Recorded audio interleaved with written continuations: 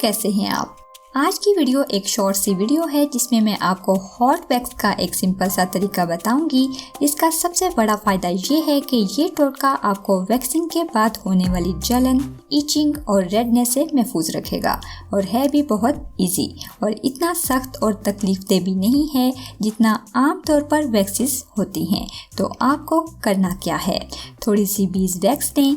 Bees wax शहद की मक्खियों के छत्ते से निकाली जाती है। ये एक बहुत खास किस्म का मोम होता है। छत्ते में रहने की वजह से इसमें कुदरती तौर पर शहद की आमेजिश पाई जाती है। इसके अलावा स्किन को सॉफ्ट और स्मूथ करने में इसका जवाब नहीं। मैं इससे पहले भी अक्सर रेमेडीज में इसको यूज कर चुकी हूँ। इसके अलावा ये एंटी इन्फ्लेमेटरी, एंटी बैक्टीरियल और एंटी वायरल प्रॉपर्टीज रखता है, जिसकी वजह से खास तौर पर इरिटेशन को खत्म करता है और इस वैक्स में बतौर सूदिंग लोशन काम करेगा।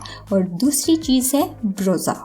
ये ड्राई भी होता है और सोल्यूशन फॉर्म में भी मिल जाता है और वैक्स बाजारी हो या घरेलू, इसका इस्तेमाल ज़रूर किया जाता है। ये ज़माने कदीम से बालों को उतारने के लिए इस्तेमाल होता रहा है। जो लोग इसे सिंपली यूज़ करते हैं उन्हें पता होगा कि इसको अकेले कैसे यूज़ किया जाता है। ये दोनों चीज़ें आपको बिल्कुल आसानी के साथ मिल जाएंगी और बिल्कुल सस्ती भी हैं। तो चलिए इसे बनाना शुरू करते हैं। सबसे पहले आपने करना क्या है,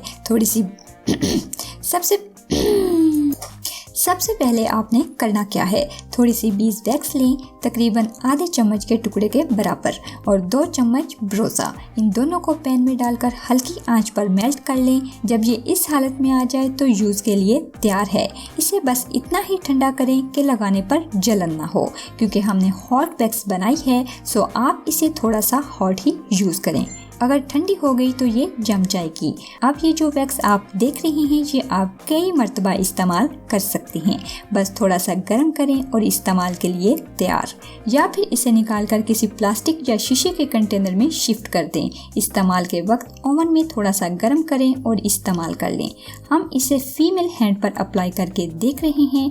इस हाथ पर बाल तो नहीं है, लेकिन बगैर किसी इरिटेशन के अप्लाई भी हो रही है और पील ऑफ भी, ना ही कोई रेडनेस और ना ही ईचिंग। ये जो वैक्स हम उतार रहे हैं इसे भी वापस इसी बर्तन में रखकर दोबारा यूज कर सकते हैं। अच्छा, अब हम इसे बालों वाली स्किन पर अप्लाई करके देखते हैं।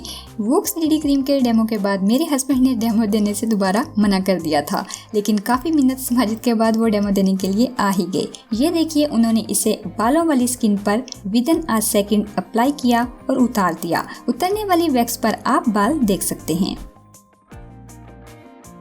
और वो जगह भी देख सकते हैं जहां से इसने बाल उतारे।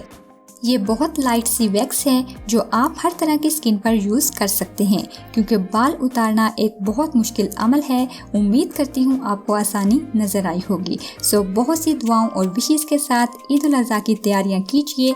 हंसते मुस्कुराते खुश रहिए और दुआओं में याद रखिए। मिलते हैं अब ईद के बाद बहुत सी नई वीडियोज़ के साथ। तब तक के लिए अल्लाह हाफिज़।